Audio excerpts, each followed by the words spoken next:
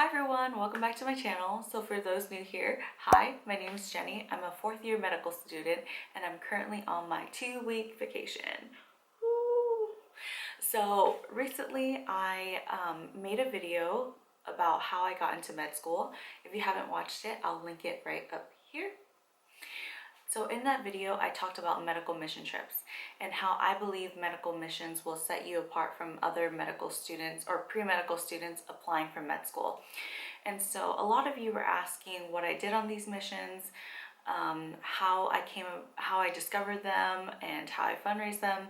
And so this video, I wanted to go more into depth about all those things. So really question number one, what is a medical mission and what did I do on these trips? So I can't speak for all the medical missions. I know everyone is different, but the ones that I went to set up clinics in the rural areas of this particular country that we went to and just provided some primary care. So the first one that I went to was with Project Vietnam. I actually went with them twice. Once as a pre-med student in college, and at that point they had different groups, like primary care groups that came together. We had optometry, family primary care, pediatrics, dentistry, and pharmacy physicians who came with us on the trip. And these group of physicians set up clinics all up and down the rural areas of Vietnam, and we provided primary care. And as a pre-medical student, I got to do a lot of vitals, intakes, do a lot of translating for people who only spoke Vietnamese. And then we passed out vitamins to kids, explained how different drugs worked for people who were prescribed medications. And it was a really good eye-opener. We saw about like 700 patients even in a day. And it's very good networking. Like, you meet a lot of people, you work on leadership skills. And so once I got into med school, I knew that I wanted to go back again. And so the second time, I also went with Project Vietnam. They had expanded. And so they had a cardiologist, they had internal medicine, family medicine, an OBGYN, a pediatrician, dentistry, optometry, and pharmacy. And so as a medical student, I got to do a lot more of the history and physical. I saw my own patients, and then I would present them to my attending, basically. And then we would agree on a diagnosis and a plan of action. And then in OBGYN, I got to do a lot of preventative care, a lot of education. We removed a lot of IUDs. Sorry, my voice. We also got to do a lot of LEEP procedures. If you don't know what that is, I guess I could link something in the description box about what a LEEP procedure is, but basically we screen for cervical cancer, and for people who did have signs of cervical cancer, we would go in with it's like a cauterized loop and actually remove part of the cervix. And the reason why we did that was because a lot of these patients would never see a physician anywhere in the near future. So we did it on a see and treat basis. I felt like I got to do a lot more hands-on things since I was a medical student. I feel like people who are very persistent and consistent and express your wants to be more involved, they will allow you to do these things. Also, it was a great opportunity because a lot of the physicians there were actually doing research, and so you can volunteer to help put in data points of, say, the cardiologist was looking at blood pressures and blood pressure medications and all that. So you can help put in data points, and if he was ever published, then you would have your name somewhere down there. So yeah, that was really good. So during the day, we would set up these clinics, and then at night, we would basically distribute all the medications into little baggies. We also visited orphanages and helped remodel schools and just played with the kids. So it was an amazing experience, and if I could, I would go back another time when I become a resident.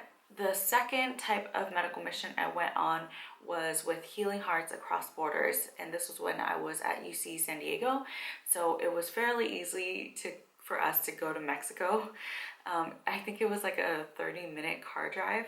And we teamed up with medical students down in Mexico, and we kept tabs on people who had diabetes, and we distributed insulin, and we checked their blood glucose, and it was also another like clinic. So people would come and we would see them and give them some sort of primary care, and if they needed some referrals, or if they needed surgery, or something along those lines, we would transfer them to a local hospital, and it would be expedited since they already saw us. So yeah, those were the mission trips, and it was an amazing experience. And if you can do something like this, I highly recommend you try. And so now that you know how amazing it is, it brings us to question number 2. How did I find these medical missions? Well, I tell this to a lot of people who've been asking. You can always start with your school counselor. Your school probably has associations with different types of medical missions. I know at UC San Diego, a lot of people went to Honduras. I didn't personally go, but quite a few of my friends went to Honduras, and they said it was a great experience. For Healing Hearts Across Borders, I believe they came and did a talk to my pre-medical fraternity, Phi Delta Epsilon, and that's how I heard of them.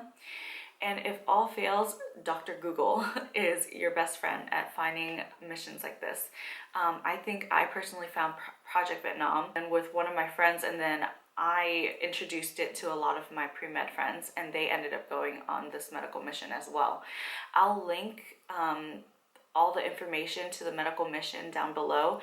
And I actually wanted to make this video because Project Vietnam has grown so large that they've expanded. They have a medical mission in March and another one in the summer, but they've grown so big that they've dedicated a single entity basically to the one in the summer, and they're accepting applications as early as January. They can only take a certain amount of students, and so it's always good to apply early. And of course, this only helps if you're in California or in Southern California, or you're able to. Actually, the first year I went, there's people who met us up from Australia. I guess you can do this from all around the world. You'll just have to communicate with Project Vietnam itself. I'll link all the information that I have, like including their Facebook, their website, everything you would need in the description box down below. So check there. And then it brings us to our last and third question. How did I fund my medical mission, or how much do these medical missions cost? And I would say that it all depends, because Healing Hearts Across Borders, I think I paid like $30 just for room and board, like just to travel. But then again, this medical mission was only like 3 days. Project Vietnam, the medical mission was 2 weeks. And so I had to personally pay for airfare, which was around $700 to $800. Maybe even $1,000, I don't remember exactly. And then on top of your airfare, you would have to pay $1,000 to the foundation, and that is for your personal room and board, and that's for all your food for the 2 weeks, transportation, and then also medical supplies that they would need to buy to donate to the people of Vietnam. I personally didn't fundraise. I know that's something you can do. I took out a school loan to fund my mission. The first time I was lucky enough, my parents was able to financially help me out. The second time, I just took out some of my school loans to pay for the mission. A lot of my friends who I noted went to Honduras, they sold like Krispy Kreme or julienne pies, or some of them did like one of those things where you would donate for how many miles you ran or something like that. So that's how they funded their trip. And some of the times, doctors who go on these medical missions would actually fund a student to go. You just have to do your research and see if this is a possibility. Usually they require you to write some sort of essay to say why you're interested in the trip and why you deserve this money or why you need the money to go. What are your future plans and all those things. But those are always options. I feel like you just need to do a little bit more research for the extra funding. There's always scholarships online that you can look up, but those are the options that I know. I can't go into more detail about those things because I personally didn't do it. So that's all I had to say about medical missions. I hope you guys found this video helpful. For those of you who have been on medical missions, please leave your experience or comments down below. Maybe some advice for those others who are trying to go on medical missions. And that would be great. I personally would love to hear all the places that you've been and what you've done. So if you like this video, please give it a thumbs up. And if you haven't already, please subscribe, and I'll see you guys next time.